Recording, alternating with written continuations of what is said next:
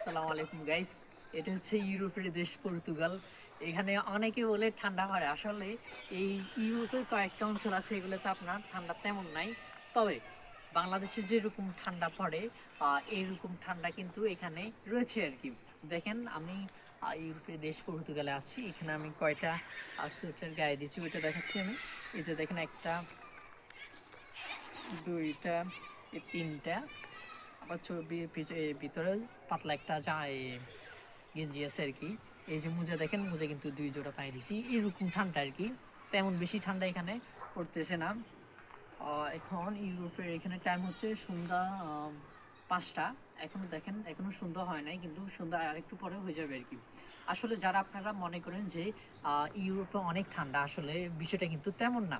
ঠান্ডা আছে, ঠান্ডা হচ্ছে আপনার আমেরিকাতে আছে, তারপর Canada, Australia, Iceland, Greenland, Finland, Poland, এইসব এরিয়াগুলোতে, তারপর প্যারিস, ফ্রান্স, মোনাকো, এগুলোতে হচ্ছে আপনার ঠান্ডা পড়ে আর কি। তুলনামূলকভাবে ওইগুলোতে বেশি ঠান্ডা পড়ে।